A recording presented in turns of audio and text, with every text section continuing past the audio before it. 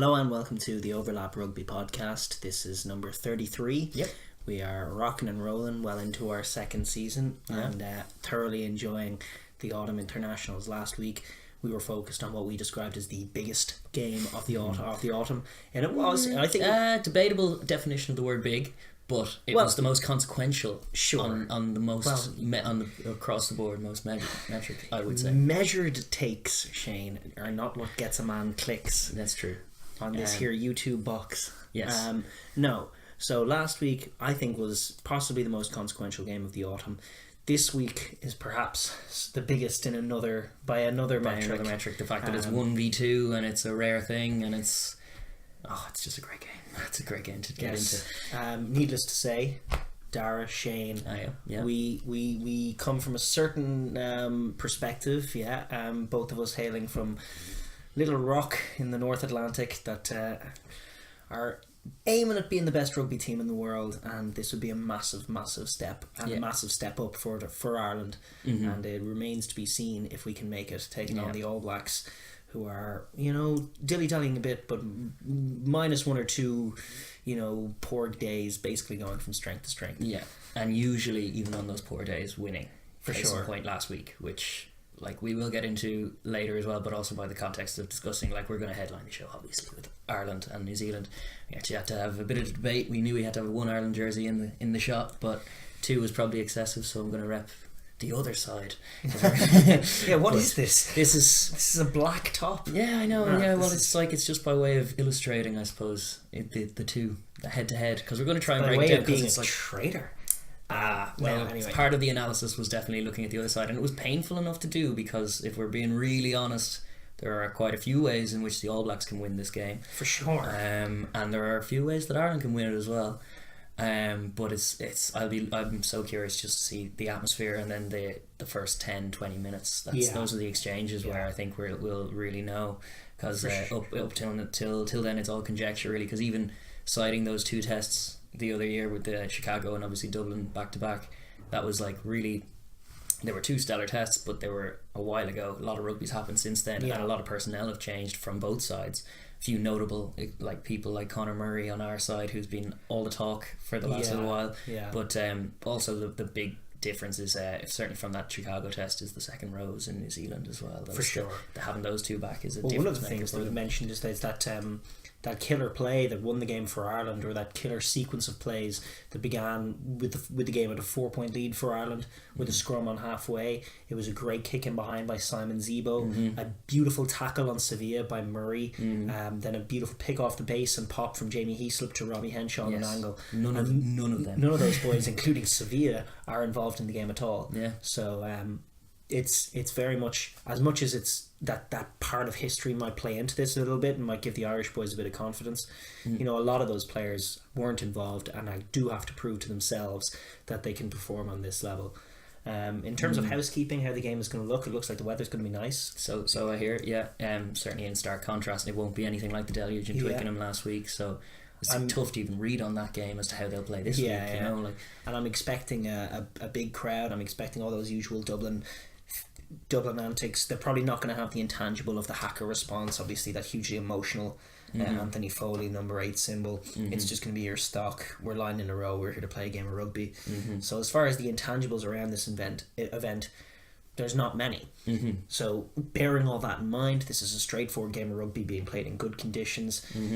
What are both teams going to be looking to do to win this game? And that's where we're going to start with our breakdown, and we're going to start by looking at Ireland. What are Ireland's keys to success? The winning conditions for them, I suppose, if you want. I guess, So you're leading it off. The first one that you've got written down is just hold the ball, which I think is the plan for both. There was a bit of talk during the week that I've heard has been about that, because New Zealand kick a lot of ball as well, but they did that last week and feel it didn't go well for them. Ireland's game is all around about holding the ball. It has to be. Yes. And accurate kick chase for sure. The lack of a Murray is going to cost us on that. I think our exits are going to be a bit different for sure. A bit of a struggle, more so than they have been. But phase play, we need to be putting it through, putting massive shifts in. It comes down to the tight five and really that group of 8. The biggest performances that Ireland have had in recent times have involved massive possession stats. You're talking about 60% possession.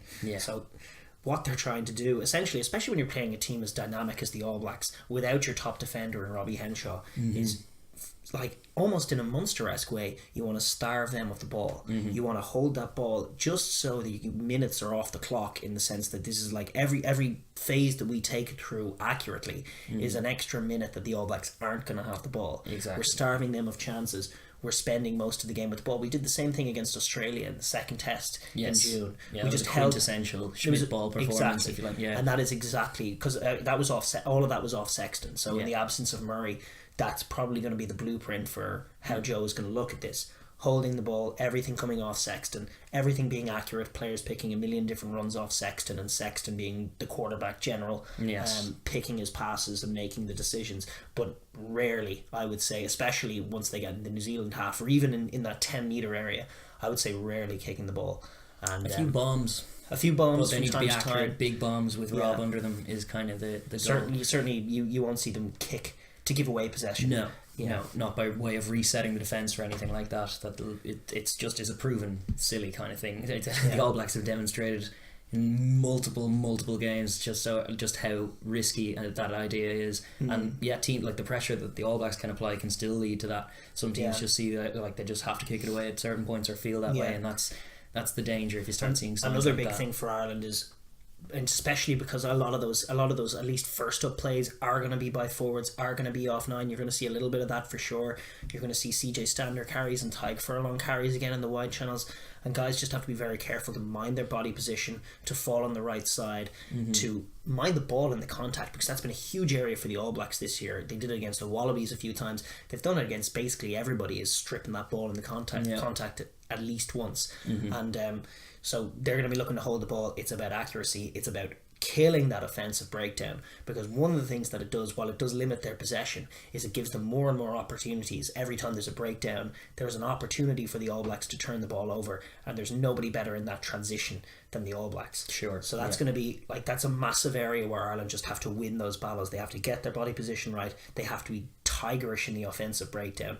No poaches, no strips. Mind the ball, put bodies in the contact, and retain the ball. I was expecting big numbers and breakdowns from Ireland. I'd be shocked. Well, it's normally pods of 3, isn't it? With Schmidt, it's like it's pods of 3, and like the All Blacks actually use similar shape, but don't actually use it the same way. Like Ireland are pretty much going into the contact more often than not. New Zealand tend to err on the tip-on pass, around the back pass a little more often, just a little more sleight of hand in that area. Whereas Ireland will be committing to carrying over the contact zone, and then having 2 men there to immediately resource the offensive breakdown and shut out any of that opportunity. And it involves minding the ball, so it's like no loose one-arm carries in those contacts will be danger. They're going to be encouraged to stick the head down and drive for the most part. And I'm not expecting offloads from forwards, to be honest. Not that many, no. It won't be in the game plan. No, it won't. And it's like, if they get their tails up, if we manage to streak into a lead again, which I thoroughly doubt happens in the beginning, maybe then, but even then I think that would be reined in at halftime if they were doing it pre-halftime, but I doubt they will. It'll be all, you're right, devoted to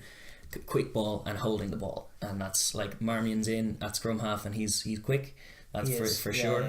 Occasionally you see 1 or 2 relatively loose passes when you're just comparing them to what Murray usually provides in that area, but he still drives on very, very well and gets Sexton's hands on the ball in the right areas when we're winning contacts. This is why, like, it's all kind of a lot of talk about Conor Murray and stuff, but if our scrum half is playing on a meeting even a collision zone that's going 50-50, and even if possession stats err on the 50-50 mark, that's a recipe for New Zealand to win, regardless of what the halfbacks do. It's just like, the main issue with the lack of Murray is that it's just one fewer playmaker. One fewer guy you can lean on when times are tough. It's all going to be about Sexton, especially with ball in hand. And Ringrose as well is a key man. Man for sure. The next thing that the Ireland are going to be thinking of, obviously they want to hold the ball. They also want to get playing in the opposition half right, and this is an awkward one when you're not going to be kicking it that well. How do you exit? Especially when they just lean on Murray. They've got a few options, and I'm actually not 100% sure what they'll do. I'm leaning towards probably carrying it out as best they can, maybe trying to go wide off exits, and then maybe a Sexton kick or a bomb for Rob Kearney will be the key. It's possible that they'll lean on Marmion and they'll trust Marmion to do some box kicking.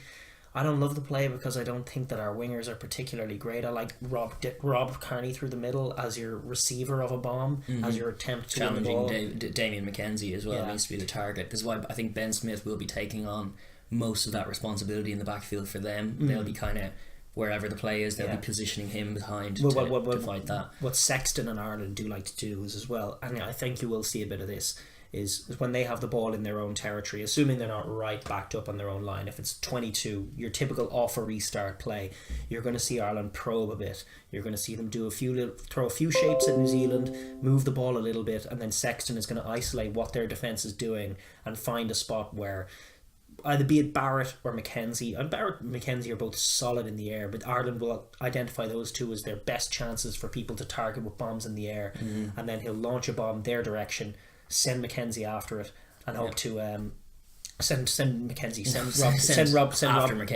Rob Kearney after McKenzie, and try and win those balls. In general, territory game is a curious one without Murray. I think a key area in this is going to be the restarts. I think like a huge opportunity to especially when it's Ireland's restart. I'm not sure, obviously no one's sure who's going to be kicking off yet, but let's say Ireland are kicking off first. That actually represents a huge opportunity that you're not going to get again until the All Blacks score, to launch a period of play for I mean, when you're talking about Ireland, a team that plays slowly and chalk as many methodically as they do, chalk as many minutes off the clock as they do. It's really an opportunity to spend 10 minutes in the All Black half. And what I think, there's a couple of ways you can go there. You can launch it deep and make them exit and then work off the line out, or you can do what Ireland tried to do last week with Addison and do those little chip kicks down the middle and make Rob Kearney make the play. That's what I think they'll do. I think they'll send Rob after them. They did that a lot in Chicago, and it did surprise the All Blacks, which leads me to believe it won't surprise them again. And it is a bit of a gimmicky play because it leaves you open on both sides. If you get it wrong, which we did occasionally, I think our restarts will be a point, or will have been a point of focus this week, purely because they were a bit ropey in the Argentina game. Granted, personnel are chopping and changing, but there were a few very technical mistakes that will disappoint Schmidt and co very much, and the players involved as well, because it's normally an area of accuracy that Ireland would pride themselves on. So certainly on the receiving end of the kickoffs as well, there were a few like just sloppy errors, sloppy mistakes that will hopefully be remedied. It ultimately boils down to the physicality is what we're kind of saying with the Ireland game plan as usual, which is why it's such a concern. Like even the talk of depth in the wake of the World Cup and stuff, like Ireland just plays such an attritional style that we need more depth, because there's no real chance of getting through a tournament thing unscathed if we play the way we do.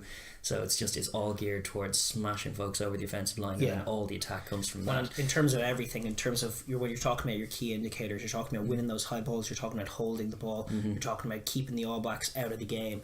Everything hinges on those physical battles, and that's why you say when you're looking early doors, they're going to be a key indicator to see who's on top. It's just, and we saw it last week with England at the very start of the game. Retallick had a knock on, and then for most of that first half, England were making yards after the contact, both sides of the ball. They're getting their body position spot on, and they were just playing with an energy and an enthusiasm and a direction with support. Underhill was excellent, as was highlighted throughout the week. But like the virtue of having a number 7 is why one of the winning conditions for Ireland, the fact that Matt Todd is on the bench for the All Blacks, is a call I don't fully understand. But then who am I to question it? But I know like Sevilla was their top tackler last week. He just performs a very different role, and like an out and out number 7, which is what Ireland have in Dan Levy, and also what they've opted for on the bench. I saw as well Josh van der Fleer got the nod over Ty Byrne. Really, it was the big omission, call, but it's like doing that job because Matt Todd's obviously going to come on for them at some point, and that'll provide that bit of stability. But it's like looking for those turnover plays in that contact zone, which is what the Jacklers are so effective at. Which is why the latching and the support play of Ireland is going to be absolutely key.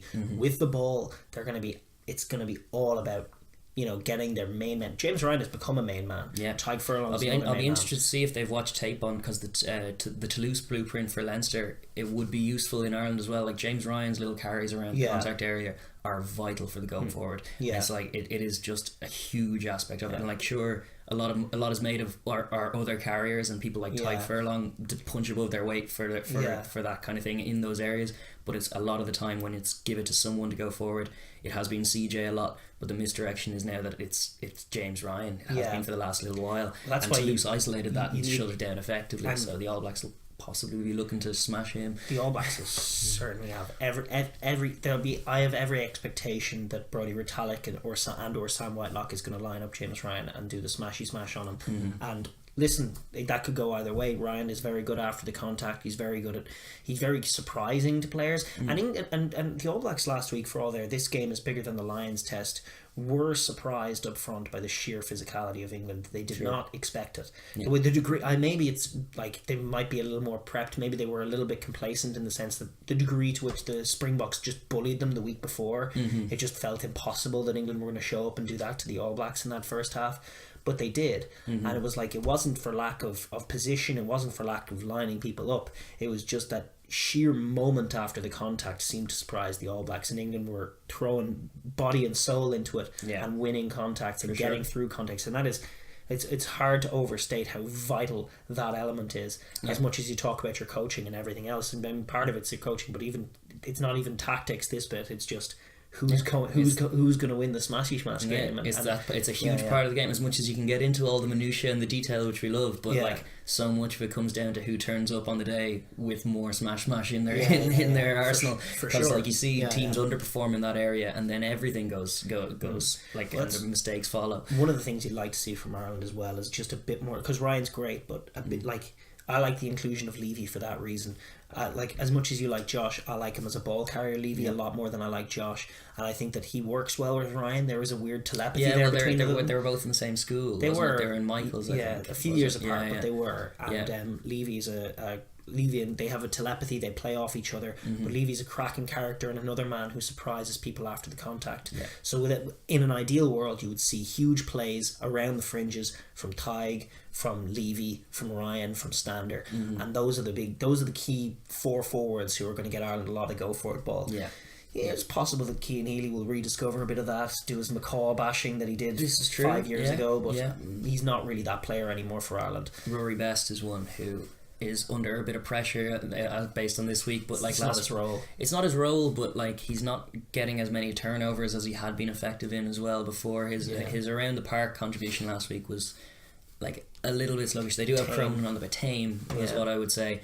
And I thought he actually threw well despite the line out malfunctioning. I thought that my take on the line out woes, which is another, like, we're going to get into that set piece strength, is another on the list. Like, that is a huge area for Ireland, so I understand the call of Devon Toner. I know we were discussing it, we were very impressed last week with just the power of our scrum when we had Ian Henderson there and James Ryan there and Sean O'Brien there at the start, because that's a point, like, Sean O'Brien's significantly heavier than Levy and Josh van der Fleer in that area too, and it just, the power that came through, they demolished, and that was the winning of the game because we were too inaccurate elsewhere. What was curious about it was, old school Cian Healy is almost unconcerned with what the rest of his pack is doing. He's so busy jostling attacking that tight head and just causing him all kinds of nightmares. And Tadhg Furlong as well is often looking to get that power game going and often a little bit inaccurate in it. But what Leinster saw this season is that the two boys last season, towards the end of it, weren't getting the success that they'd hoped for. They were conceding a lot of penalties. You saw that even against Munster last season a couple of times. And what they went back to was just this very solid, like, almost the job of the front row is just to keep the scrum solid. It's like, hang on boys, we fancy ourselves in other areas, let's just play off the scrum, stop dicking around, stop potentially conceding penalties. And they more or less stuck to that shape all year, and they did again against Argentina. And I was in the ground, I had great seats watching over it, and one of the scrums, it was all coming from the engine room or the back five. All that power that Ireland were driving over. There was no real angle issue for the Argentinians. They were just beat for power, indeed, which is something that you obviously sacrifice with Devon Toner. I think it's not even that his power thing, although he's reportedly not the most powerful guy in the gym, but it's the fact that his body's just that awkward body type doesn't provide as much support. So then you do lean on Tadhg's kind of strength within the front. So like, that is an area, but like, I'm just convinced, and it has happened before, not to sleep on Tui Nukuafe, as you put it, but because I know he can scrummage. But I think that the scrums end up just kind of being parity in these games, and for all the talking, all that obviously both sides are trying to inflict their game plan, it ultimately usually now historically ends up being pretty even contest in the scrums, and it's elsewhere that the All Blacks usually get the upper hand. So it's like the line out, we don't attack as much off scrums. It was a good point made by Eddie O'Sullivan during the week in Off the Ball that he'd like to see a bit more innovation off the scrums, because we typically just hit up in the midfield, usually with Bundy less space between the back lines. 5 meters behind each scrum, 10 meters per but all the forwards are congested. There's no way of flanking. Off first phase, it's a good opportunity for some strike plays, which is why I'd be curious to see, like, obviously Schmidt, that lot's made of, like, there's always cards kept, like little things, little plays hidden, but I'd like to see us try and, if we get a bit of scrum dominance, try and strike something off that, but remains to be seen. But what is certain is that a big part of Ireland's plan in this game is to get line out attacks going, because it's like statistically it is the main focus of Ireland's attack is through the line out, because it's well documented we're not a very counter-attacking team. We're not really great by the top tier standards in the open field. It's just not really the way we play, but off line outs we are pretty much the world leaders in terms of that, in terms of launching attacks off that platform from varying distances. And so it's like, I understand picking Dev in that capacity because it's so vital. Listen, if you want to talk tactically, I think you're probably right in saying that I think both coaches are going to look at the opposing packs and see a lot of heft, a lot of strength, and they're going to say, we're playing for set scrums. I think both coaches will have that exact same mindset. I think neither side is going to go crazy on the scrums. I think both sides are going to be thinking, let's win our ball, let's not. And I know Wayne Barnes will probably want that too. He'll want a good picture straight away. He doesn't want playing around or messing. He does just blow his whistle. Well, if he sees what he feels is messing, he will, And so the messing probably won't happen. At the line out, it's a whole other story, because you've got some of the most elite line-out players in the world going up against one another. You've got that Devon. First of all, Rory Best's throw is going to have to be massive. Ireland obviously like to attack off line-outs. So it just has to be accurate. Dev is a great line-out caller. He's uncatchable in the air. If the throw is right, he's just uncatchable in the air. He has a great pair of hands. Rarely do you see him give this scrum half weak ball. I expect a lot to go through him.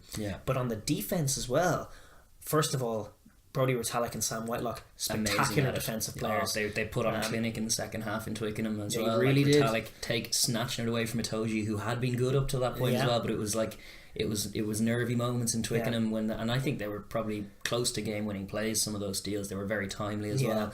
And Peter O'Mahony, who we have, is one of the best in the business at that as well. And we have that fun line-out dynamic where Dev calls the attacking lineouts and will be calling the attacking lineouts, but the defensive lineouts are all about Peter O'Mahony and all about what he does. And if you watch him, if you're a Kiwi and you just we would be familiar with his breakdown game, his defensive lineout plays some of the most spectacular in the world. He's among the best in the world. He has just a phenomenal read on it. You can watch him just thinking, and he walks up to a lineout. He's getting a shape of the opposition. He's moving around.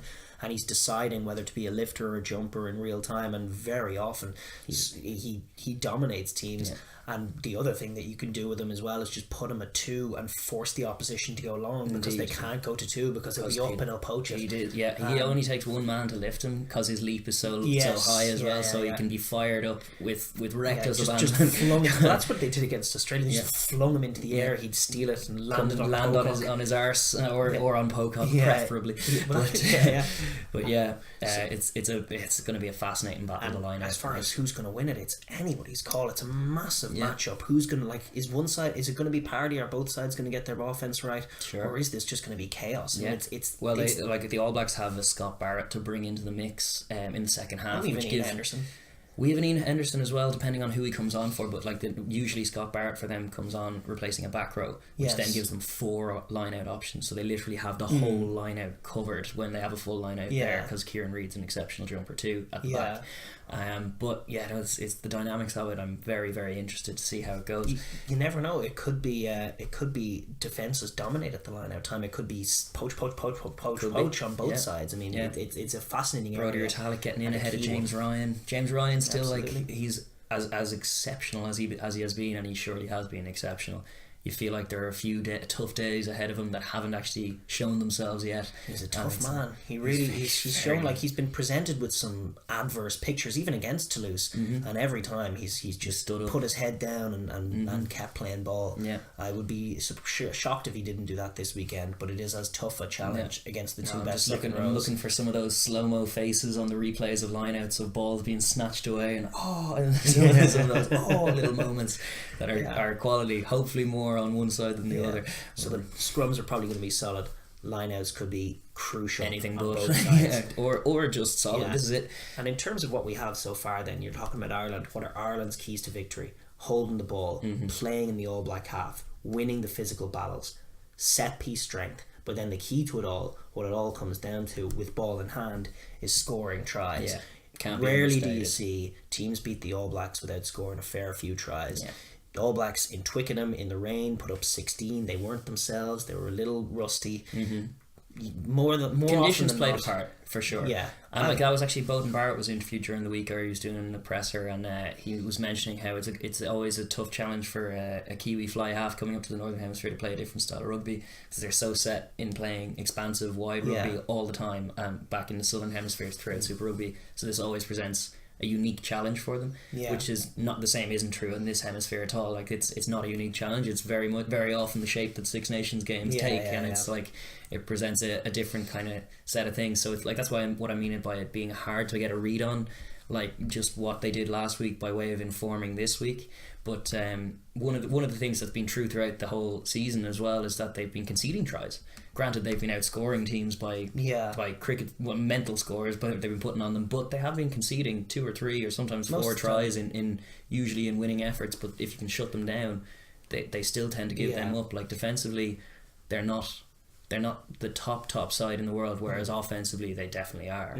So scoring tries has to be on the radar for any team hoping to beat them. And it's like, if I start seeing, it'll be nervy time. Like this is why the first 10 minutes are so important. But if we do kick off and we do manage to milk a penalty before they can exit or something, say, and we're straight away doing 3-pointers, and like if the next few minutes go by and we have more periods of dominance and it looks like we're exerting a lot, because I think what New Zealand can do is like switch off for a little while, but then there's always a time when there's the space, go, try. And like if Ireland commit 30 minutes to clock management and bullying them at the contact and get a 9-point return for that, that's a problem. Like that is a problem. There needs to be tries in those periods, because it's like the All Blacks are gonna score tries, and when the one time in history we have beaten them, it came from doing just that, from scoring tries, coming to play, kicking the corner straight away, surprising Justin Marshall with that kind of brazenness, and then just being accurate. And like accuracy is vital to all of that. And where the score is going to come from in general, mostly you're looking at just sheer physical pressure in terms of how we're gonna make them happen. Ireland, they don't score from deep, they don't score wide tries, they don't score, generally speaking, they don't score many chaos tries. Most Irish tries, you're going to see they're going to come from being in the All Black 22, winning penalties up the field or making a break up the field, then setting up and being in the All Black 22. It's going to be phase play or penalties into the corner. But from phase play, it's probably going to be, we're moving the ball, we're constantly attacking you, we're putting her under pressure, we're getting go forward. You've conceded a penalty, Ireland win the penalty, Ireland go to the corner, Ireland strike off a line out.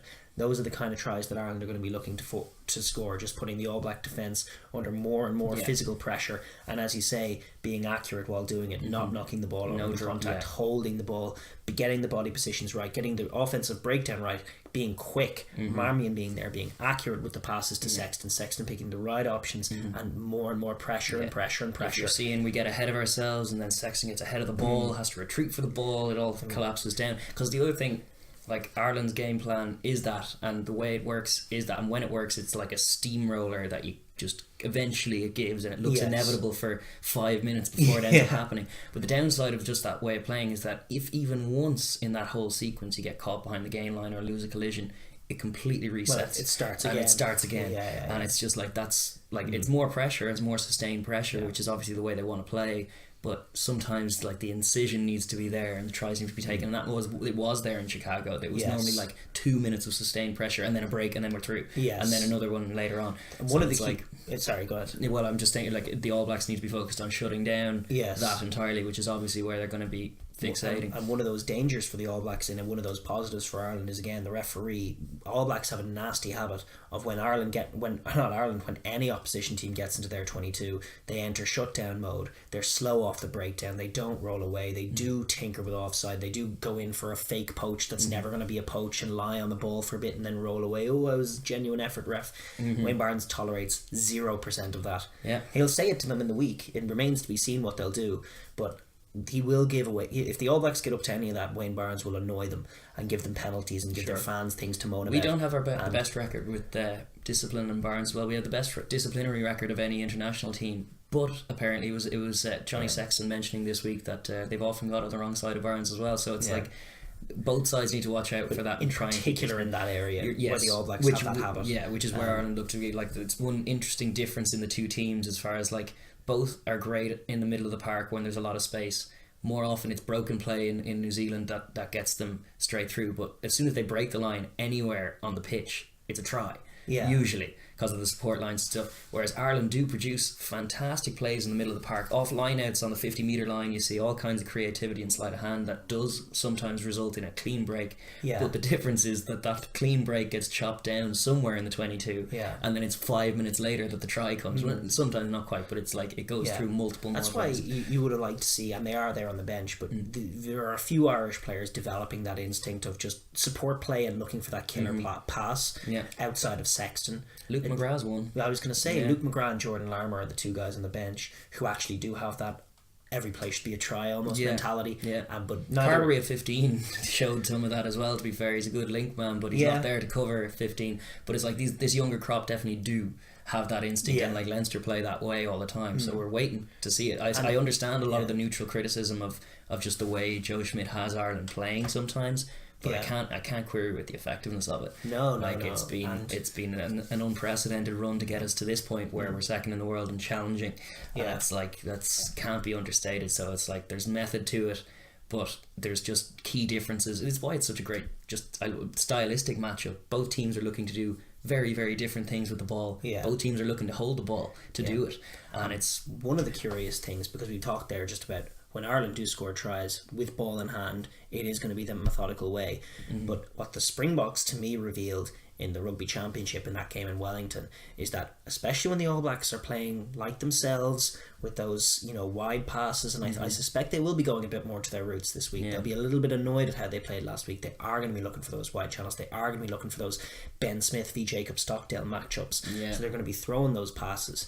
And what the Springboks did with just a sheer pacey blitz, and shout out Nathaniel Am, who has sort of drifted from the ether because he got injured at half time in that game, but in that first half his shooting from outside centre cut off the Barrett passing game time after time after time, and the Springboks got I think 3 tries off turnover ball, or at least off a play that started with the All Blacks in possession. I think 1 or 2 of them were loose kicks, but they were like one of them was a Nathaniel Am catching them behind the game line, stuffing them, getting back to his feet, stripping the ball, and away they went. And I think it ended up being a try for Villy LaRue. And that kind of key pressure play forces the All Blacks into making mistakes, and this All Black team in the middle of the park makes more mistakes than perhaps the team that won the World Cup. For sure.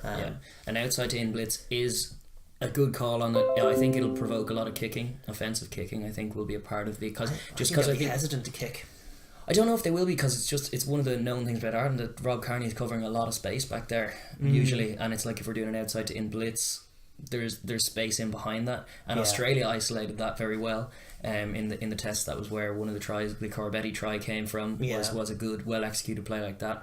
But it is vital, and it was one marked difference. It was one of the sources of inaccuracy. Like we conceded 9 or was it 8 line breaks last week against Argentina, and the crucial difference there is like Henshaw was meant to start that game, pulled up injured, and then Will Addison came in, and I thought he did a commendable job with ball in hand. He was very energetic, keen to get on the ball, but he's not leading the defensive line on the outside from 13, which is what the Irish system needs. That's why Ringrose is integral, and that's why, failing Ringrose being there, Henshaw gets pushed to there to do that job, because he's like, I did enjoy, I think it was a bit of Stuart Barnes comment. No, I think it was the New Zealand commentary actually. Henshaw in the Lions tour, the bits and pieces man was what they dubbed him, a kind of nice little term for him, because he does pick up a lot of those pieces that is just really great work off the ball, and Ireland's when Ireland are at their most effective, it's usually him and Ringrose making good reads in the middle of the park.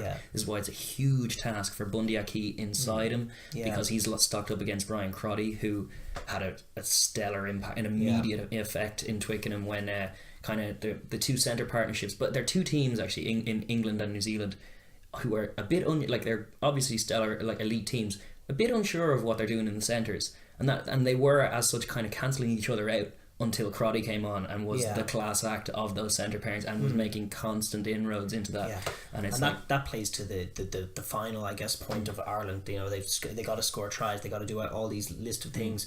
The final thing, obviously, which we haven't talked about enough, is defending the All Black phase play, which they've developed really well. They can hold the ball for longer. They aren't so much looking for strike plays, and they've improved their set pieces hugely since the last World Cup. I think personally, I think defending the transition is almost a lost cause. I don't think Ireland it's preventing the transition more than defending it. Defending the phase play. Yeah. And that is going to be a key matchup, as you say, because I think as going to my point about Wellington and those loose passes, I think if they had that game back, they would put Crotty in at 12 and do a lot of what he was doing last week, attacking down the middle of the channel, causing Dalindi problems, using footwork to get inside the big man, because there's a prevailing trend in World Rugby of just stick the big tackling lump in at 12, and it's great in certain games. It's great for certain styles of play when you can get physically dominant, but it can be outdone by a really savvy operator at 12 who's just a bit quicker and can change direction on the dime and just find space in those channels, which is what Crotty has consistently brought. And his passing game is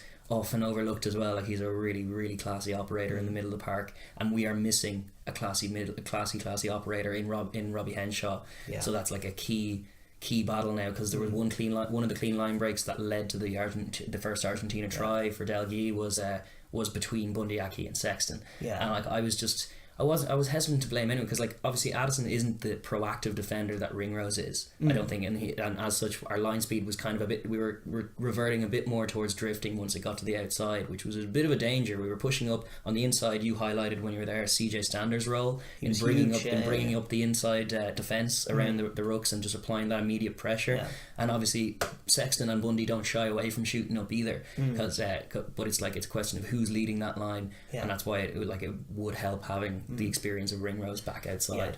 And he is there, and for what it's worth, you mentioned Stander there as well. Like, Ringrose is obviously vital to Ireland. He's going to be shooting at 13. We're hoping that himself and Stockdale can force some of those turnover tries that they love so much, and with ball in hand, he's a difference maker as well. But their job is an impossible one. If the All Blacks can do what they like to do, get their 3-second rucks going, moving the ball super quickly, win contacts, and then get the ball into Barrett's hands, their job is an impossible one. What Ireland need first and foremost to defend the phase play is winning the physical contest, which we're going to have to keep going back to, because it's so important. Getting out of the line, getting CJ leading that line inside 10, that little forward pot of lines, just meaning that, like, if Retallick is taking it up, if Reid is taking it up, they're getting smashed backwards. They're getting put under pressure at the breakdown. Aaron Smith's finding it awkward to get the ball out.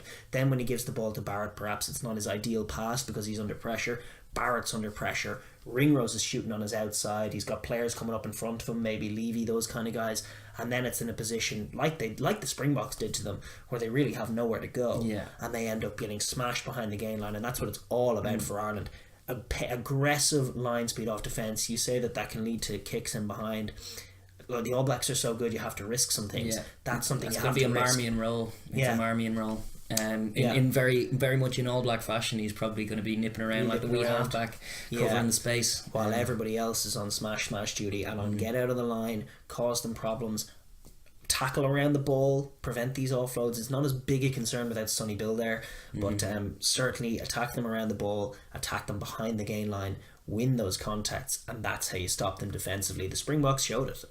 I know the All Blacks scored some tries in that game, but the Springboks certainly cancelled them out by forcing defensive tries, and they really rattled their attack, and that is exactly what Ireland need to do. It's all about out of the line and winning contacts. That's why it may not be the most sophisticated point, but smash, we're going to have to keep coming back to it. A lot will be dictated by who you see doing it. Yeah. It's like having Jack Berger having smash written on the inside of his forearm in the World Cup. There are technical aspects to the smash. There are body position. Yeah. It's like actually it was like interesting to see Lydiard came back in for the Wales game and got pinged for a no arms tackle. It's just a bit of a segue, but like got pinged for no arms in a low chop tackle very early in the first half.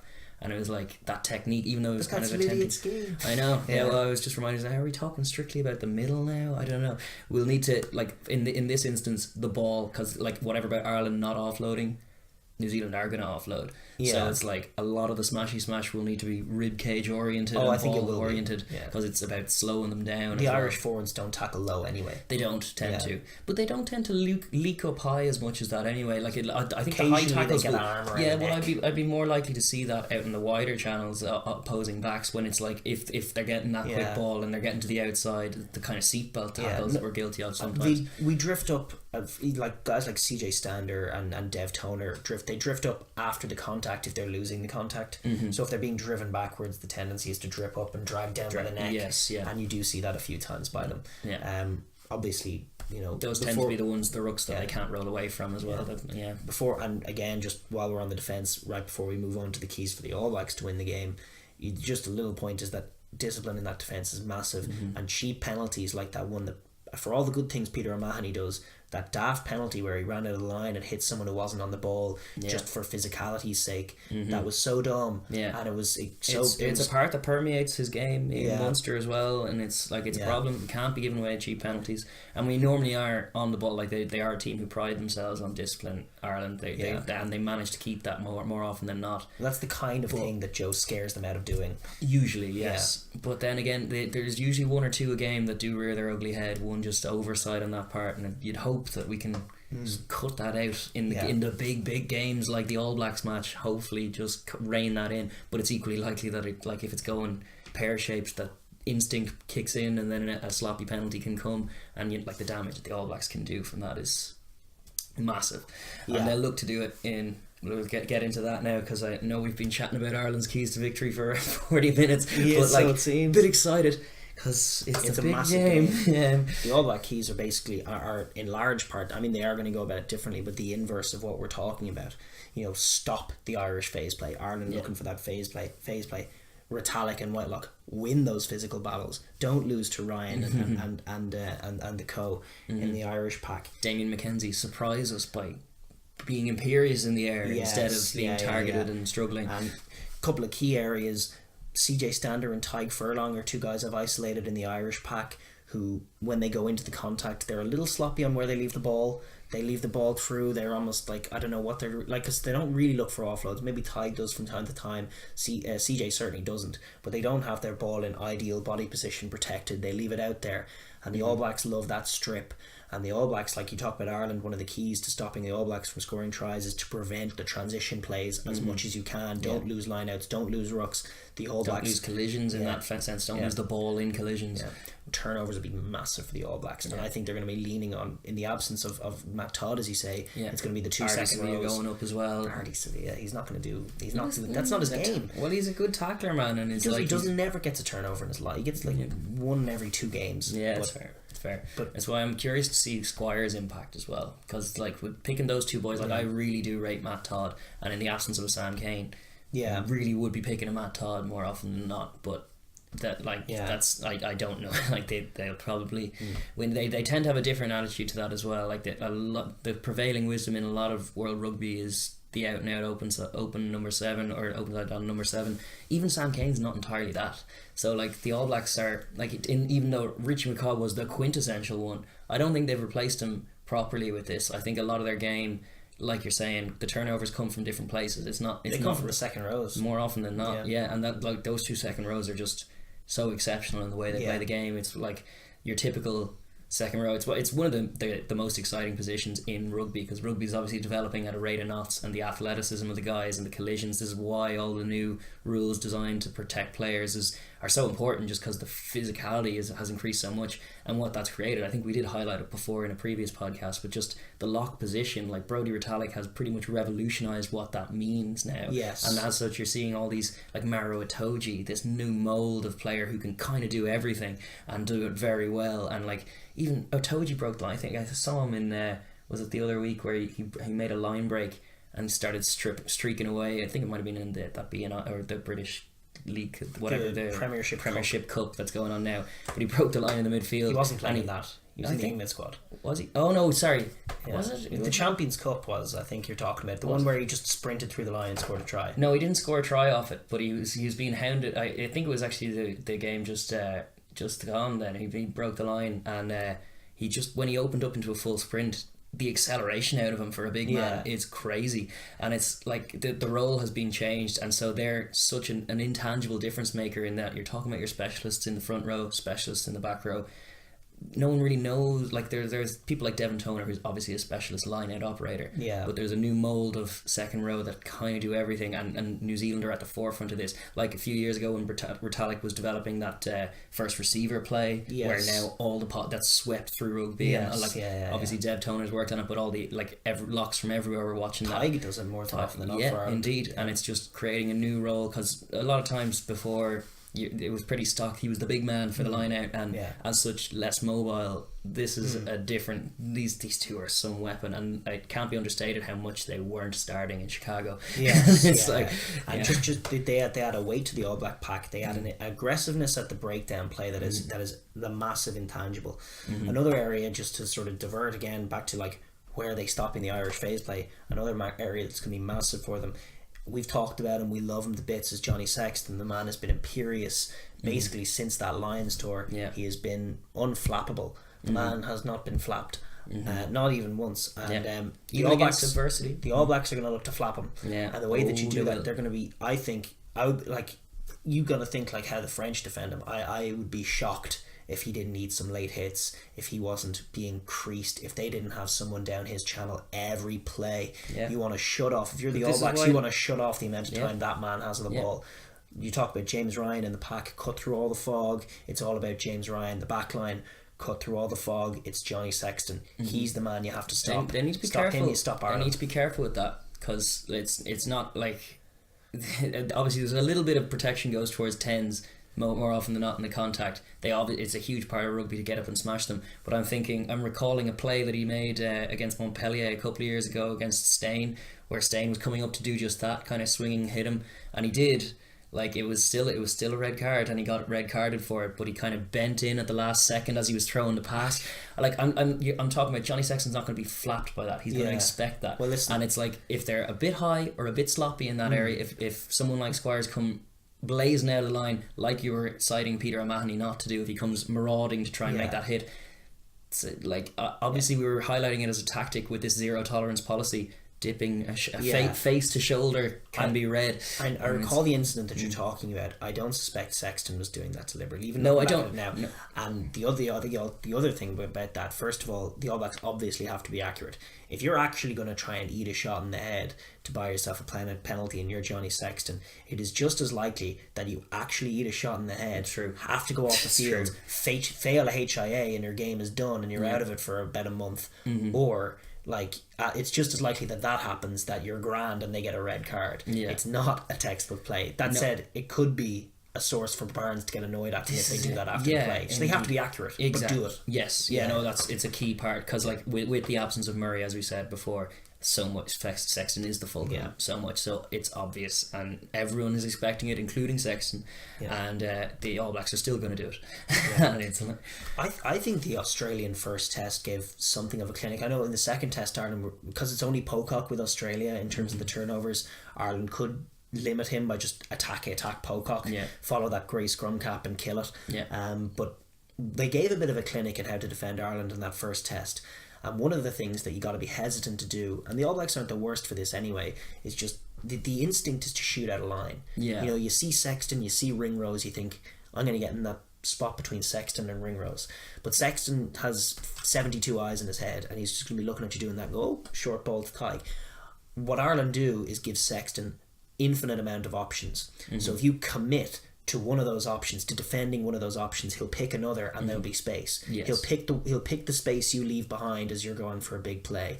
The best way to defend Ireland, just from observation, I think, is to be man on man for the most part. Rough up Sexton by all means, but other than that, it's man coverage, as you'd say in NFL. And make your hits. Make your hits, and then try initially. You might not get it the first few times, but especially when they get those mini half line breaks to get in over the ball. And that's what Pocock was so good at. And that again goes to your point about Matt Todd not being there. It doesn't seem to make a lot of sense. I agree with you. Yeah, that's because, like, granted, it's not, the All Blacks game isn't built around that kind of turnover, which is why it's like, maybe back row all year. Indeed, yeah. So it's like maybe, but I'm just thinking, like in terms of tactics, it leaves a gap, and that's like because Pocock, you're right, did give a clinic on that, and Ireland.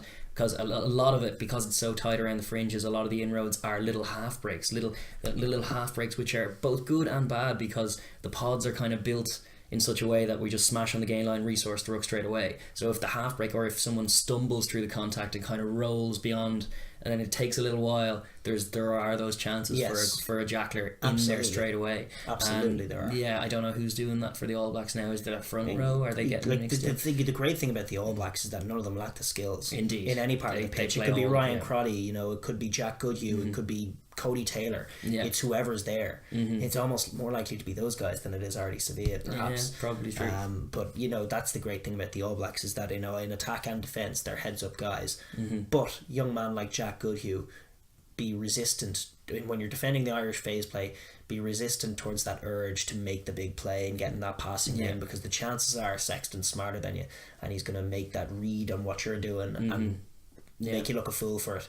The best way to do it is just to ease off them, make your tackles, especially when they're going off 9 as well, force them backwards, and then Ireland will get bored and kick it eventually. If nothing's happening for it'll them, be a contestable or grass. No, they probably won't kick for grass, but they'll try not to. But it's sometimes this is what I mean. The pressure, New Zealand pressure that they can be bringing, and Ireland do, like, if they do shut that down, like those contacts on, and there will be periods in the game when they do, and it'll kind of ebb and flow. I don't think it'll be one side for all of it, as they say, the purple patch. I'm just curious as to who starts well, because that has been us for the last few times, with the exception of the last time when the Aviva, where it's like it was a bit more contested when they were properly giving us our dues, our propers, but it was like a bit of a joke that their games were so far apart, and like the 2013 test and the Chicago one, and yet the blitzkrieg that happened at the beginning was comparable, or if not the same, and that won't happen again. After what happened last week, if it happens again this week, it goes down officially as a genuine weakness in the All Black team. Like if you stun them physically in the first phase, they're good for leaking 3 tries. And like it's happened enough times now to be a trend. If they're aware of it, it's a game against Ireland. It's the biggest game perhaps of their year, and then like if it happens to them it goes down as a weakness, I think, in their side and what they're doing, and just whatever it is, a mental block in those opening 20 minutes. Will be something that will need addressing for sure. I suspect it's already been addressed, and that they're going to be bullish on the very first whistle and the first contact. If they're kicking it off, I think they'll kick deep to smash. I agree, and they'll want Ireland exiting early and preferably kicking it back to them. The set piece again, the flip. We talked about it already. The flip of the switch, where they're looking to attack, they'll be looking for set scrums, and then that game in the line out. I suspect it's going to be man on man, Brodie Retallick on Dev Toner, and they're going to back Brodie to win that battle, and that'll be massive. That's going to be a huge tussle.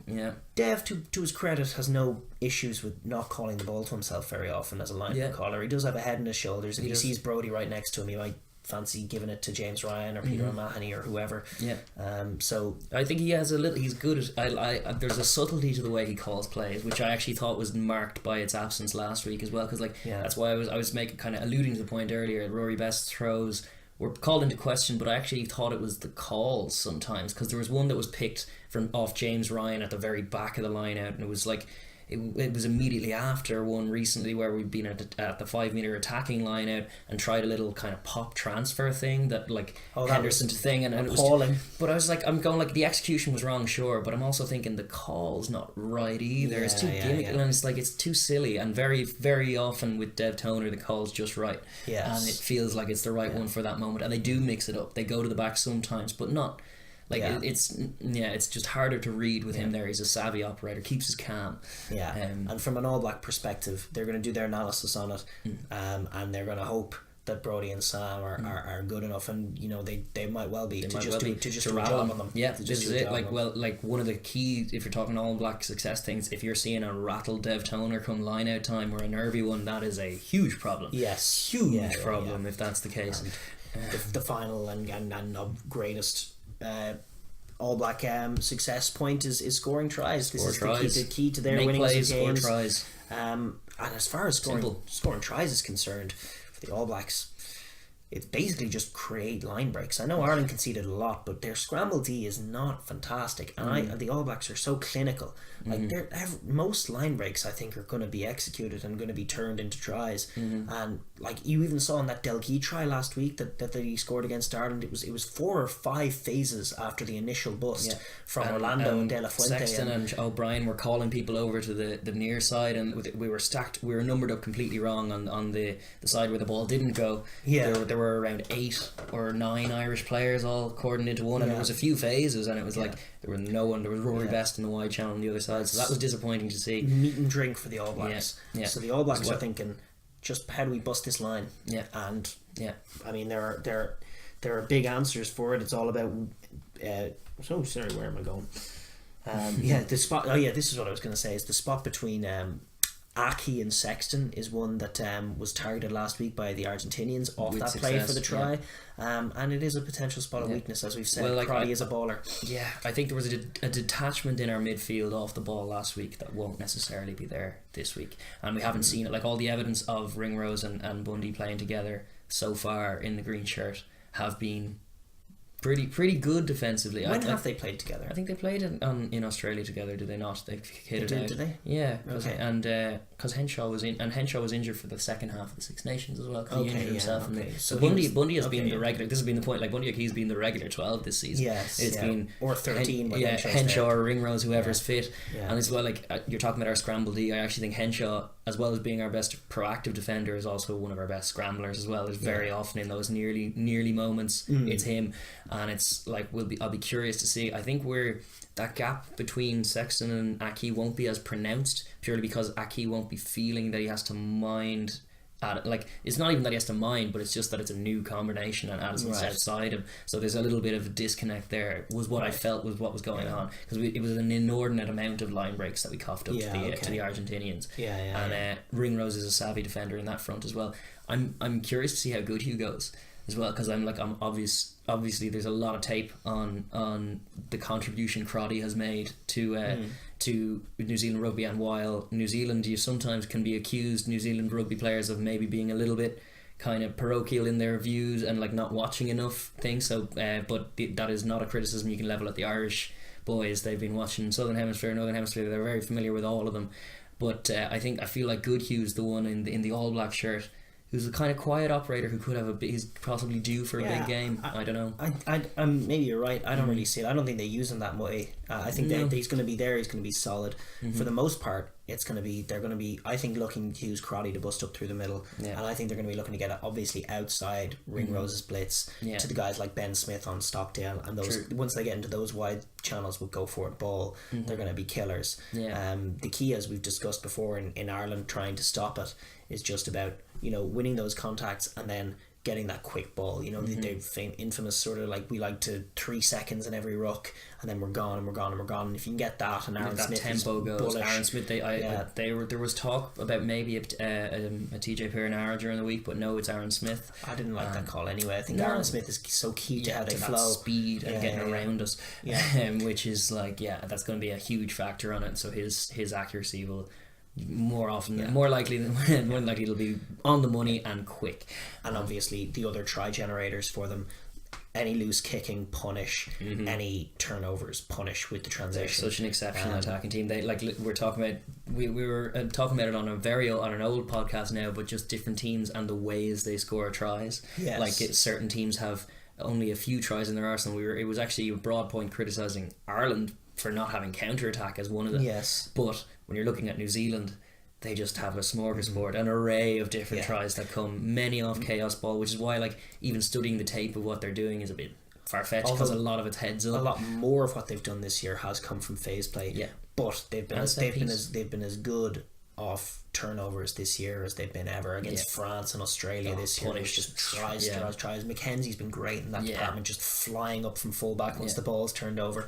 Those are the big plays that they look for. This is what we were critical of them during the Lions tour, because we still resenting the fact that we didn't really get to see Mackenzie in pomp play the Lions, because he was kitted out for the Maori at 10 and that was the only game he played, and it was like, that's like he's added that because the traditional kind of Geordie Barrett has now fallen out of favour a bit, because just that mould doesn't really work. They want their transition to be that deadly, and when you get that man the ball like Barrett and him as a combo of playmakers with space off turnover, it's just it's nigh impossible, because then you start worrying about them so much that you forget that Ben Smith and Rico Ioane are also there.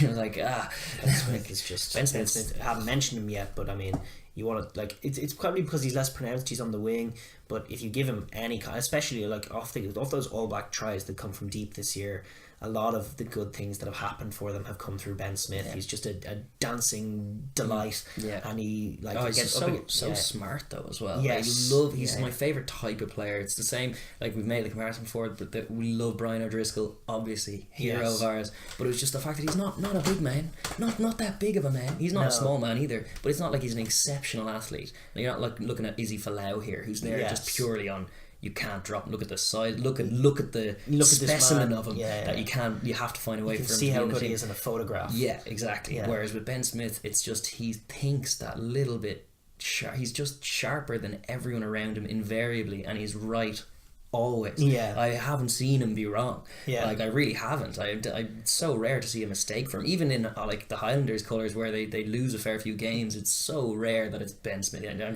don't think it's ever really Ben Smith's fault. Like, do you think we'll see the appearance of the Ben Smith flying high kick?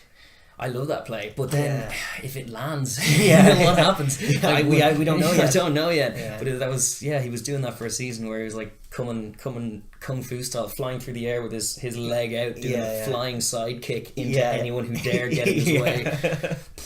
Maybe Rob Kearney's the kind of head on him that he loves just contact. charge it, and he'd probably headbutt the foot or try and chest the foot maybe, and he'd take But that's the thing, is that you never seen him come off injured. He might well break Ben Smith's foot with his jaw. I don't know. Rob Kearney is such an anomaly of a player in so many ways, but one of which is just that he seems to be made of stone. Yes, Like there was a moment in the Toulouse game as well, wasn't there, where he claimed a high ball.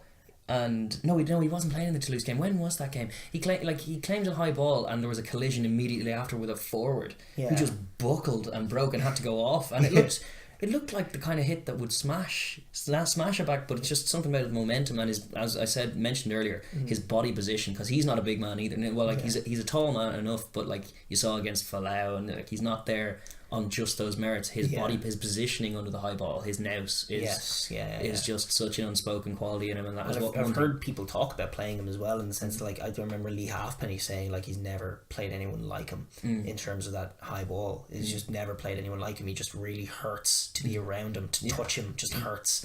And like he's angular enough to, like, his elbows are. He's doing awkward things. He's hurting you, and he's very aggressive. Once the aerial battle is over and the ball's down, he's just thoroughly aggressive and elbowing you and doing everything else.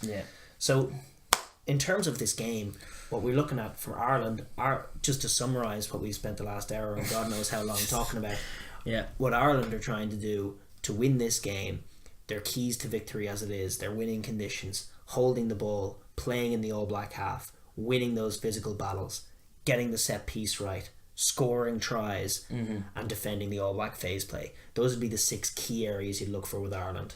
With the All Blacks, as we've talked about, stopping the Irish phase play, defending the Irish kicking game. You're looking at Ben Smith at fullback. That's why I mentioned he's doing a big role. I think you're going to see Ben Smith and Barrett covering the backfield a lot anyway, and then Mackenzie maybe up in the line, and then don't get bullied. Obviously, match them physically. Winning those physical battles is key for them as it is for us. Winning the set piece the same, and then scoring tries. Tries. Yeah. They're key. So from all of that air, what do we think? How is this one going to go?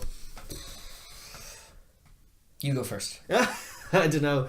I'm not good at the predictions. It's not really what it could take many shapes. Yeah. You're talking about if you're a neutral watching this game, your early indicators for what's going to happen from early battles. We've talked about it ad nauseum. The physical collisions are going to be huge. The set piece battles are going to be huge. If in the first 10 minutes you see a noticeable chink in someone's armour at the scrum or at the line out or at the breakdown, or if you see one side just marauding the other side, that's the kind of key indicator that you're going to look.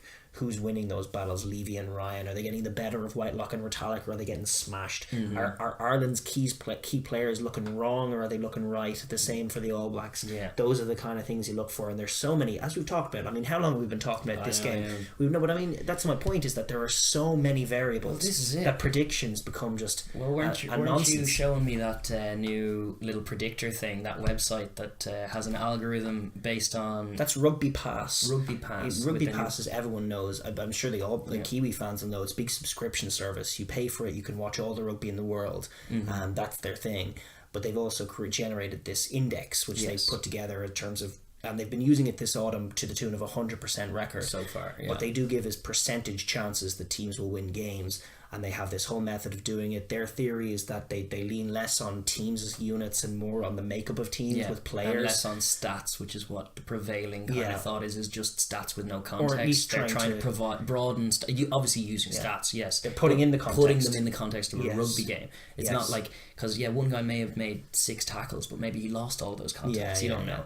Or the other thing is maybe one guy only made 1 turnover, but it was the game-winning turnover. Yeah. So those boys are making the claim that they have an algorithm or a machine that right now is interpreting statistics in such a way that it can predict rugby matches. And what they spooned out for the Ireland-New Zealand match was Ireland with a 51% chance of winning. 51 to 49. All Blacks 49. All told. Factoring in everything. Yeah. Like we've just been pushing that through the meat grinder. I'm the same. I can see it going many different ways. I'll be looking, that's why I look, all the highlights, when you watch a highlights package, very often you don't see anything until the 51st minute and stuff. I'm all about those first 20 minutes, because that's when you really see what's actually going to happen. And if you're watching it properly without too much of a green lens, which will obviously be applied this weekend, but you can kind of get a read on how it's going. I'm nervous, to say the least. I think we are lacking more personnel than them this time, whereas that wasn't true the last time that we won.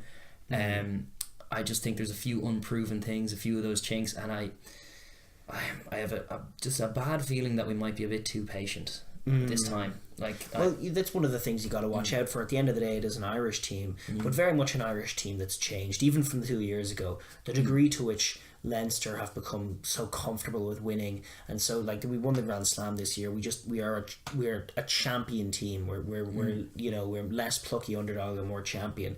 But one of the key I'm genuinely curious to see if we can win games against the All Blacks without the emotional input, because that's so and I get the emotional input is a weapon of ours, and it's certainly, if you want to look at your key indicators, if the crowd is geared up, if the boys are going smashy smash, if there does seem to be that emotional overload from the Irish, that's obviously a positive for them, and that has carried them in games gone by. It can be overwhelming for oppositions in facing it. Yeah, and to me it seems like it'll be missing this week, and what you're left there is with rugby teams, and that's what I'm so curious about, is can the Irish, just in a game of rugby, win this game, just playing rugby against the All Blacks. There's no animosity here, it's just for ourselves. It's, are we going to win?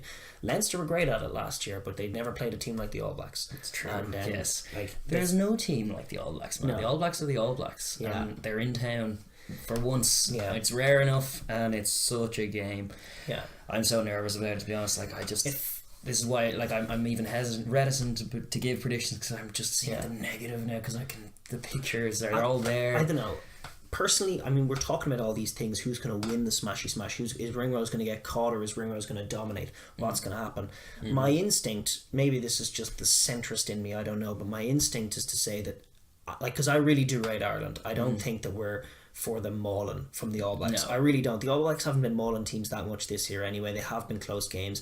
I don't think this is going to be a mauling. I think this is going to be a close game. I think at most, if they get a couple of late tries, it could be 20 points. That's on the worst case scenario. I really don't see it being more than that. Maybe I'll be wrong, but my prediction is that Ireland won't get that early blitz. Both sides will cancel each other out. Both sides will score 1 or 2 tries, like how they like to score tries. It'll be close, and it'll come down to a few key moments. Ireland have really become great. Leinster have really become great at those key moments, but nobody does them quite like the All Blacks. And I'll back the All Blacks to maybe get that score before half time, or maybe get that score when Ireland have just scored to give themselves a 5-point lead. The All Blacks might bat back with a try, and just in those 1 or 2 key moments that you can isolate, maybe Ireland kick to the corner and Retallick makes a steal. I just expect them to get the better of those moments and edge the game.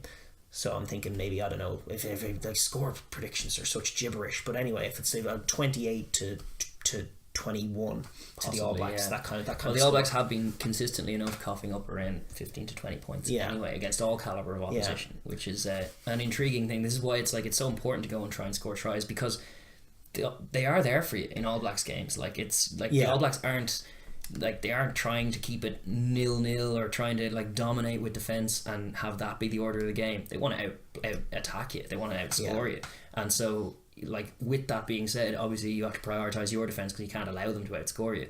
But that shouldn't be sacrificing your innovation and your attack, because there are tries out there against them, and it's going for them. This is what I be most disappointed if we're not going for tries early doors. What would most disappoint me, because so much of it depends on ball in hand, would be the coughing up of the transition tries, because Ireland have not been, and I piggyback off Leinster because they've been the successful team in Ireland who have a lot of those players. Who Sexton's the key man for Leinster, Ringrose is the key man for Leinster, Furlong, etc., Ryan and Levy, they've all been big Leinster players this year, and they haven't been making those mistakes, and that would be the heartbreak, is if you see, with ball in hand, stupid knock-ons like England made when they went for the corner that time, could have killed the game, and Sinclair knocked that ball on. Hideous play that cost them the game, in my opinion. Right when they were on the line, he drops that ball. It was those are the plays that kill you. And if they're coach killing errors. This is the weather's going to be good, we're going to be playing a lot of ball with ball in hand. It's are we going to do what we have been doing and just not let the occasion get to us? We're holding passes, we're making good choices, we are not coughing up stupid errors. But so often you see teams do that against the All Blacks, and it's the intangible that you don't mention. It's just teams just aren't quite right. They get put off by the occasion, they knock balls on, and then it snowballs on them. Yeah, it's a recipe for an absolute disaster, the likes of which we've seen many times before. So I kind of agree with that prediction by and large, although my fear is the inaccuracy being punished. And it's is Stockdale going to grab an intercept, or is he going to shoot inaccurately and they get around him, or that kind of thing? Ben Smith has Ben Smith or Ioane, who's away because Rob's not going to catch him. He's so quick. That's what I kind of fear, is just if we're that little bit off and it really backfires. And then in the scramble mode, I don't know how we cope, because we're another team. We were highlighting Georgia's chances of winning last week. We're all built around building the early lead. Don't be getting blitzkrieged and going behind. But if the All Blacks are the ones starting with fire and then we do go behind, I don't know. Yeah, I do fancy them to keep a level head. I do. I've never. I don't think our composure is the first thing. I don't think this is a team that has a 50-point loss in them. I just think they're too. No, good. I'm not predicting that. Yeah, no, I'm predicting or even 2 or 3 tries and then it's an unassailable lead. But I would even back them to narrow the gap if that happens. I do think they have heads on their shoulders. I do think they're going to stick to what they're doing and play the game. I don't predict a massive All Blacks win. I also don't think that the All Black mentality is there either. I think when the big games come for the All Blacks, they do get a bit nervy. They do get a bit more conservative, and when they respect you, they're much less likely to hammer you. It's true. So if they had come to Dublin and we had but even if it was the same team, but let's say we had earlier in the year been just a bit bad and had slipped to maybe the Wales had beaten us and England had beaten us in the Six Nations, and they just wouldn't have been thinking about us. If that was the mindset, they would be much more likely to cut loose and hammer us. But in this context, they're treating us with respect, we're treating them with respect. They're in game management mode, not in try scoring mode. I think it's going to be a tight one. Yeah. But that said, I think we should perhaps move on. Maybe we should. We'll chop that one up and make a nice short hour and 20-minute video or something. Yeah. We'll look at the little individual there. I don't know what. It was a good long chat, but it was probably needed because there's some kind of like normally we like the podcast will be about big picture, will be about the World Cup and all this, but it's the week that the All Blacks are in town, man. There's nothing for it. We're going to talk about it because I'm nervous thinking about all the ways it could go, and now I just want to see how it's going to go. Shout out to Raw Rugby, who left this comment saying to make your videos shorter range, make those small videos. It's good for YouTube.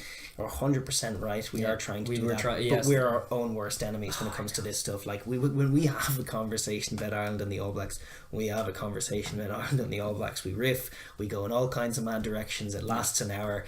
If you're listening to it, fair play to you. But at the end of the day, I don't know how much we're going to be able to chop. I don't know how much we've jerked everyone around by not arriving at any confident conclusions either, but there are none. That's the point. There's no magicians with rabbits and hats. Like anyone who's telling you that, even like maybe an index conducted by sports scientists who are doing this big statistical analysis, maybe that's the way to go. But even that was 51-49. Yeah, there's no Joe Blow does not have any insight as to who's going to win because he doesn't know who's going to show up. He doesn't know who's going to win the line out. It's unknowable. Indeed. So come on now. Indeed. Let's move on. Let's move on, because there were other games that happened and there are other games that are happening. We kind of touched on it briefly by way of looking at the All Blacks, but the game in Twickenham, England 15 and the All Blacks 16.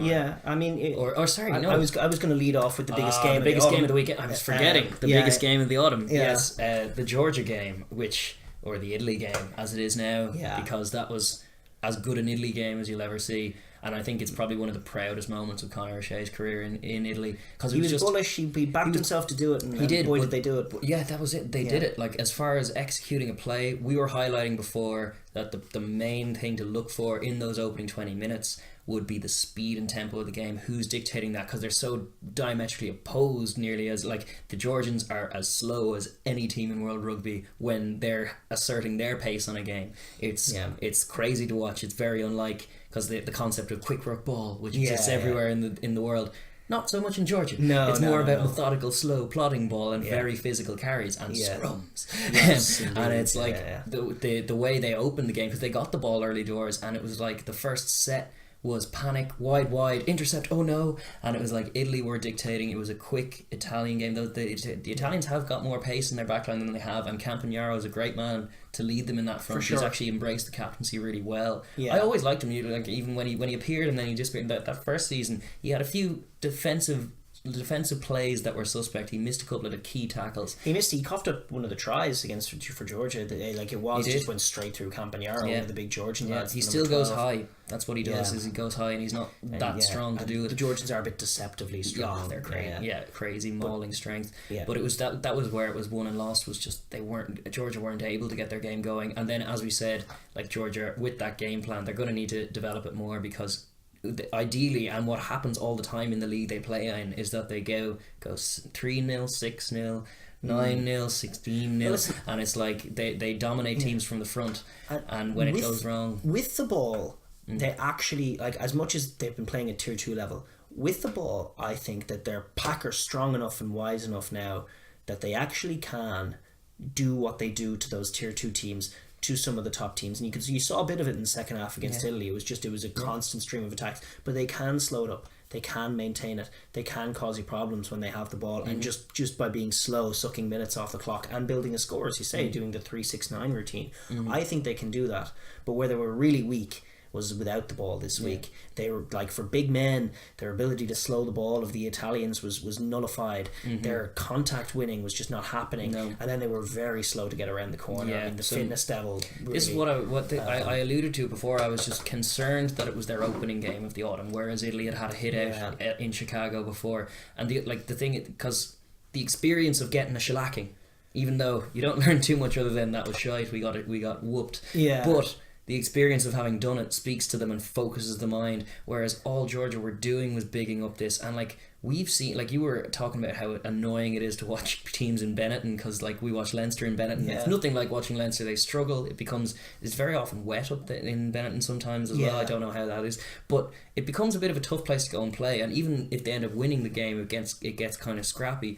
And with Georgia, like they were going, it was admittedly Florence, which was a unique occasion for it, but it was just, they were the ones flapped in the early exchanges, whereas Italy were the ones calmly executing on what the coach had ordered. And like not since Twickenham with the Eddie Jones thing have I seen the Italians so committed to following through on a game plan and doing so pretty much up until 50 minutes when Tommaso Allen got that fourth try. Then the panic mode kind of did start. They're so afraid to win a game. They're so used to losing, whereas Georgia are so used to being comprehensively superior to pretty much every team they go against. And then it's the exceptional games when they go against a team that are on their level or much above. It basically followed the blueprint though of how Fiji and Japan got the better of them. It's all about quick ball, and it's all about like they're just moving it from side to side and then tiring the Georgians around the fringes, and then you can get the better of them and score tries. And Italy did that great. Italy kind of remind me now, just looking at them, of a bit like Conor O'Shea's Harlequins. They move the ball, they're quite exciting, their primary focus is what they're doing with the ball, attacking. But that comes with the negatives that have to be fixed, and you know, they can't be overstated that when Georgia were coming back into the game, just piggybacking on what happened last week. And this is an aside point, because the Italians did their job and they won the day, and they should be partying this week, because that game was massive for them. It was huge. It was a must win. It was a must win, and it was a brilliant win, and they can just be superly happy about it, because I don't think a couple of years ago they would have won that game. I think the Georgians have basically been where they are. They're plodding along, they're getting slightly better, but Italy have improved massively with their ability to do things with the ball, and that's huge. But conversely, their tackling is poor, and it's just really poor. Like the Six Nations games are going to be a shock for them, because they can't tackle, and it's just going to be tries from, because all the Six Nations teams are getting so good. You've seen positive things from France. Wales keep winning games. Scotland are demons with the ball in hand, and then Ireland and England are so much stronger than them. I mean, it's just a recipe for more shellackens. It's a recipe for 5 consecutive shellackens, and you know, and so it will be in the World Cup and perhaps the next year, until they learn how to tackle and get that and add that physical dimension to their game. As great as the Larmour highlights were from Chicago, you're going like, what was that tackle? What was that tackle? Did he make you miss, or did you make you miss? So no, you're right in that there are much to improve, but much that has been improved upon, because like for so long, and we are obviously huge fans of Georgia on this, and we are proponents of the not just Georgia in to the Six Nations, but just opening that door to allow them in from tier 2 to tier 1. It needs to be drawn. And like maybe it doesn't involve the Six Nations though, because this is like looking at that IRFU report and just how much money comes from the Irish men's team, and obviously a huge chunk of that, the massive chunk of that is the Six Nations, and Italy as a market force are a huge part of what it still remains the best idea for me long term. But I mean, as we've had this conversation a million times, it's still like, if you want to actually grow the sport, the best idea is to give as many nations as possible a good chance to play top level rugby. But then they're thinking about doing this thing, replacing the autumn internationals with this compromise cup, and we'll see what happens there. The compromise cup, the much coveted compromise cup. But I mean, as far as the Georgians are concerned, a big setback this game, a loss, some lessons for them. It was an illustration in just that they don't play as much. They don't play against tier 1 teams as much, and they aren't as ready. It was an opportunity for them to make the case in a big way to be into the Six Nations. They were ranked ahead of Italy, have been for years. As of Monday morning, they are not. They got beat by them. Deal with it. And in terms of on the field, there are issues with what they're doing. They're slow, they're ponderous, their ability defensively isn't great. Some top tier experience is lacking. They don't have a quality out half. No, and I was going to zero in on his performance actually, because one thing that he did very, very well, which I'm sure is part of their plan, is that anytime they won a penalty off, say, a midfield scrum, he kicked very well to the touch. The touch finder was very good. Right. Creditable. Good. Everything else was a little poor. Yeah. Like, his tackling's not great, and then there was one vital play. Like, they were still in the game, and before Tommaso Allen's try had been conceded, and there was a moment in the first, or at the start of the second half, where Italy exited very poorly, just kicked a sky ball as a box kick, came down just outside the 22, was won brilliantly by the fullback Mamukashvili, is it? No, it's Mariashvili? definitely not that. No. Mariashvili is exactly what it is. Is it Mariashvili? No, Matiashvili. Matiashvili. Yeah, sorry, Georgian names again. Apologies, but there's a lot of Ashvilis out there. But he won that ball brilliantly in the air, and then there was like one phase of carry, and then the ball came out to the out half.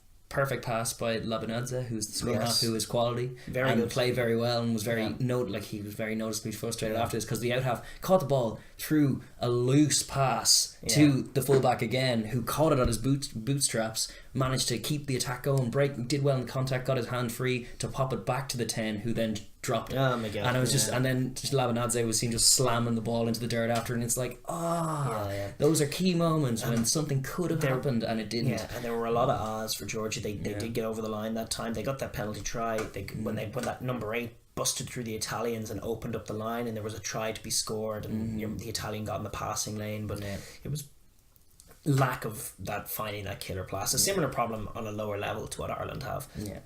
That they could do with introducing to their game, because they're not as elite as Ireland up front.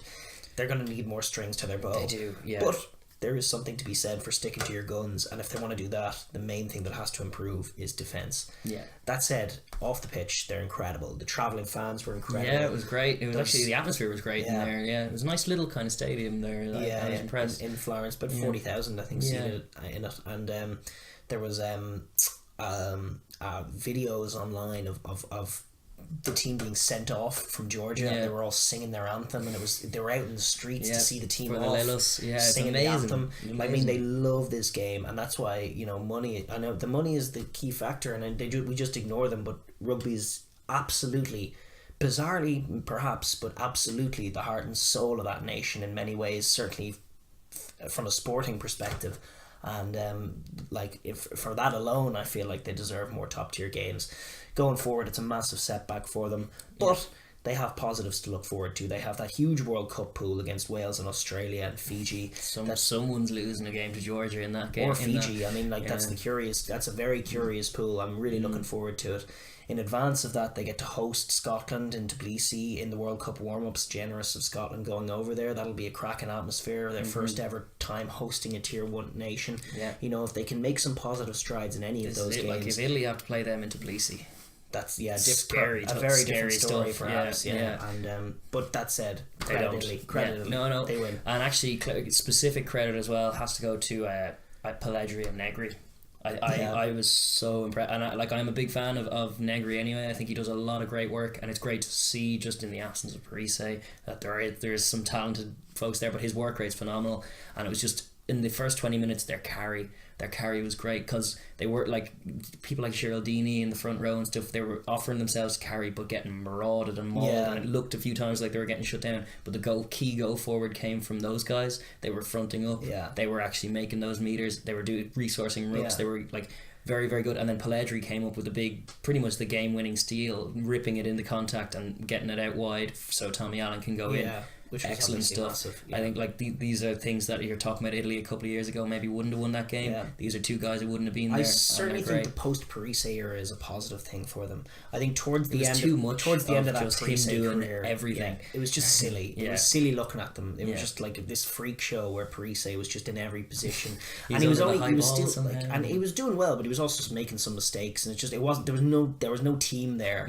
It was just some Parise highlights. He was at 10. He was doing pullback passes. He was coughing up a few intercepts, but then he's not a 10. It's like put him in with some elite operators and let him do him. But exactly. No, right. That's what we're getting closer to now. You are right. Like, they still are a bit afraid to win. That was the look as soon as they shut up shop. Something fierce as soon as Tommy Allen went in. That was 4 tries, and then Georgia crept back in, and it was like we were highlighting it last week. It's like, what if Georgia our time is their time is against them and they're looking to win. Those last 10 minutes they were still slow, and I think fitness is a question. Like, even when they got their penalty and their chance, they were taking their breath and waiting to kick it, and it was all like Georgia. They're so used to it. I know. So used to they want to win 16-6, and you know that's an important point, is that there are going to be games when you're behind, and it can't just be the death of you. Yes, and indeed. you know, so they learnings, I suppose, would be the key takeaway for Georgia, and congratulations to Italy. Hugely, and to Conor O'Shea as well, because I've yet to see. Like, obviously it was a quirky one when he went in against England with that game plan, and we were talking in our review of that how just great it is to focus the mind on players after a loss, focus the mind on one specific thing to try and do, and then everyone can get on board with that. That's the plan, and then if it comes off, it's great, and they'll keep following up with it, and it's very satisfying for a coach. But this was more comprehensive than that. This was against a team on their level, and in all factors of the game, in the key moments in the first half, Italy were dictating the tempo, the location, the territory, the possession. It was a very, very impressive display, and they kind of demonstrated seniority over Georgia, which is something that has been speculated about for a while now, and it was great to have that test match played. It was a treat to watch, to be honest. For sure. And I mean, listen, we're probably running out of time here. We're going to run through some other games. I mean, England and the All Blacks, that was a massive game. We touched on it already. Underhill, fair play. Underhill in the first half, fair play. And we're going to go through. Don't worry if you're like, because we've orgasmed on this Ireland New Zealand game. It is the biggest game this weekend. It does matter. It's not just gratuitous Irishness. We don't usually do that. But as far as, don't be worried, like, we're going to be talking about all the teams after November, where they lie, what they do, and a big talking point that we're going to get into then about England is like the value of having a 7 in their team and everything. As far as the big talking point, was he offside? He was offside. England had the ball back anyway a couple of minutes later in the All Black 22 and did some I'm more concerned with that they scored last in the 24th minute. That's crazy to me, and that is not a unique, anomalous result against the All Blacks. That has been a prevailing trend this year. Happened in South Africa. It happened against Scotland. Happened against Wales. It's happening a lot. Too often to not be a trend. Like you're talking about the All Blacks going behind. If that happens again, that's probably a weakness you can point to. England shutting up shop and not scoring anymore. That's mental to me. I don't know where it's come from. It's only been this year. And it should be a cause of huge concern. Obviously, it would be nice if Underhill got his try. He deserved. If any man deserved it that day, it was him. The All Blacks probably deserved to lose for the way they were shutting up shop. True, and the way they were kicking aimlessly throughout the first half. And towards the end of that game, when they had the 16-15 lead and were doing nothing with it, it would have been nice to see them punished. But as it was, he was offside. And you know who thought he was offside is his own defenders, which is why they were standing a good metre behind him. Indeed, they're the illustrators of it. There's the defensive line, and there he is. I don't know. It's not controversial, but then this is like you were making that point about like, well, why are the refs getting so much slack over things that it's like they're becoming the only talking points after games. Which is a problem because a lot more happened. I mean, and listen, we've talked about guys like Poit before. Like I would be hesitant. I'd be hesitant to have this conversation now just because we really do have to wrap up. But in terms of just broad speak, like we've had our issues with refs. We did have that long talk about the laws and the Cipriani head. It's important to have those conversations. It's fine. Well, but it's more and more frequent, and especially maybe it's just because I'm reading a lot of rugby stuff online, and online is harsher anyway than perhaps real life. Certainly less filtered. But the degree to which the disrespect is starting to flow for officials, and I think from official places as well, like that's what's more technical. Like this is it, like the media week. In general, and obviously online podcasting is a part of that as well. There's a bit more scope that we're outside of the game, so it's like they're going to be talking points, and a lot of times it's ref. That's a prevailing thing in any sport, but there's always and in the laws there's a special place of reverence and respect for the ref, and the ref's decision's final, and that has always been a factor. And it's like, it's not being finalised anymore. Not only is the ref's decision not final, it's the thing that's talked about after the game. And it's like South Africa Rugby magazine is an official, like, very good magazine. They write some interesting pieces. They keep a very wide scope of the game. They watch it all over the place. I like them. Yeah. They crossed the line, and how they talked about Angus Gardner last week. It was beyond disrespectful. They were launching polls. Should Angus Gardner be stripped of reffing tier 1 rugby? Yeah. And it was vindictive. They were probably on average about 2 posts a day from them on Facebook, where I follow them. There were probably about 2 posts a day about the referee for that whole week. Yeah. And it was farcical. Yeah. It was an embarrassment, in fact. And you're seeing more and more. You're seeing it piggybacked on. Eddie Jones, for no good reason, had some slack things to say about refs this week. There's actually a Facebook page called Rugby Onslaught that I used to like, which was like a great place for fans to banter with each other, that has just become completely detrimental to the discourse that's surrounding the game at the moment. It's just constant, almost like Trumpian trolling that goes on over there, and people are just giving out. Yeah. You're seeing it more and more amongst rugby fans, and then it bleeds in. England once again are now arrogant, even though they're just arrogant again. They're talking all kinds of ludicrously disrespectful stuff at Japan. Yes. Eddie Jones, go back in your temples and pray. It's like, you lived there for a few years. These people like you. Why are you talking like that to them? What good does it do? I know. No, it's not gamesmanship or tactics or Mourinho. Well, maybe it is Mourinho, but it's so disrespectful, and it doesn't belong in the game. I firmly believe that as well. Kyle Sinclair is on board as well. Kyle Sinclair, who dropped the ball that probably cost him the game last week, is talking all kinds of mad smack, like, what the All Blacks would do to Japan is they would hammer them, and that's what we're going to do. And it's like, the All Blacks, they show don't tell in that regard. They talk up Japan when they play them. They respect the culture, and then they show what they can do, which is what a true champion side would do. And the All Blacks are great. Like, in terms of an institution, they're always adhering to the respect values in the game. They were the first to come out when Japan were talking about tattoos. One of the most affected nations, and one of the first to jump on board immediately. Like, this is the game that we love. It's respect, and it's like, you're right in saying it's bleeding in.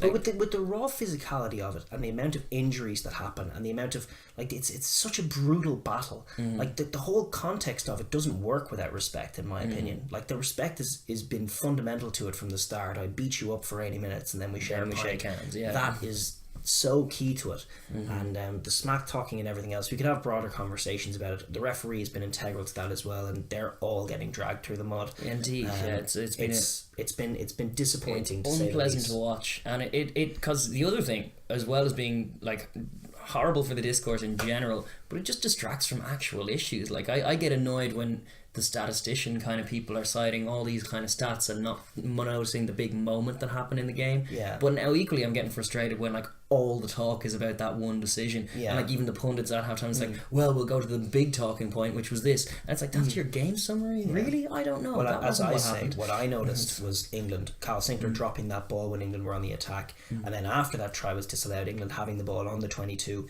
needing a drop goal to win it, and then doing this floundersome wide play where throws this weird pass, and they just drop it and it's gone. I don't know who. Don't know what that offload was, to be honest. It's one of the stranger ones I've seen. But against the All Blacks with a chance to win the game, you're so focused on the injustice of the thing that came a couple of minutes ago that it passes like you a bit by. of self-reflection on, don't do that again, because otherwise they might do that again.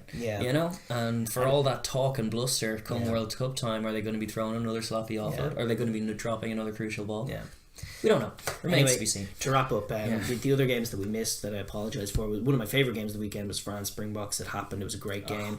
We can't really talk about it. Break into it. Wales beat Australia 9-6, which was apparently a great battle of back rows. Yeah. USA got their win against Samoa, and San Sebastian beat their South Sea Island Monkeys. Put on some sexy rugby, some naughty rugby. Happy days. Good to see the Scots back. Scotland completely, the band are back together scoring tries. Great to see Josh Strauss back. That's true too, actually. The games this week are Romania, USA, Italy, Australia, Wales, Tonga, England, Japan, Scotland, South Africa, France, Argentina. I mean, there are some good games there. Some big games. But for us, the big game, the game that matters, the game that is going to, at the very top of the world at the moment, is Ireland and New Zealand, and it's our focus as people who we think we have some credit in the bank as far as being broad scope across the rugby world. Try and be, we watch a lot of it. So it's like, but this is the big game, and look forward to it. Look forward to watching it. Sorry we went on forever, but I'm not so sorry, to be honest, because it's one that I'm just dying to watch, and it's a little bit of nervous energy. Cause we're going to turn this mic off and talk about it for another 3 hours. This is how we roll. This is why it was kind of the motivating factor, the prevailing motivating factor behind doing the podcast is just that the amount of stuff we talk about rugby anyway. So it may as well be documented. And it helps the mind focus the mind on the things little that bit, matter. yeah. And you know what it does as well. We really should wrap up, but what it does as well is from our perspective, you let those demons in your head as a fan about the All Black things. That certainly was running around my head, as it has been yours. The many and shapes it takes. It can, doing the prep for this and talking about the game in this way, clarifies things and actually gets you to see what you're looking at, and in my experience this week makes me a little more confident. We have a good team. We're against a great team. We are a great team. I think it's going to be a close game. I think it's going to be a close game, and we'll see. Honor, like if everyone's making it at honours even and close to, we'll just see. The best team will win on the day, and we will have complaints should we be outmatched. But ultimately, it's all in that 80 minutes of rugby, and it's only a game of rugby as well. There's no animosity, no acrimony ever, and it's always a pleasure to have the All Blacks in town. So absolutely, bring on the haka. Let's have you. Bring on the haka. Wish I could be there. I know. Yeah. Take care, guys. All right. See you. Bye. Bye.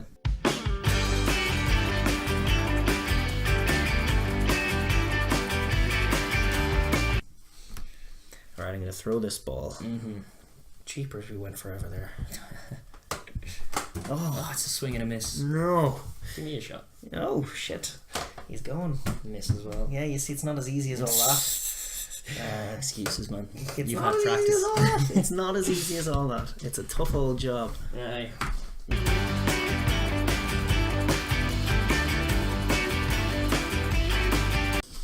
Pass me a ball.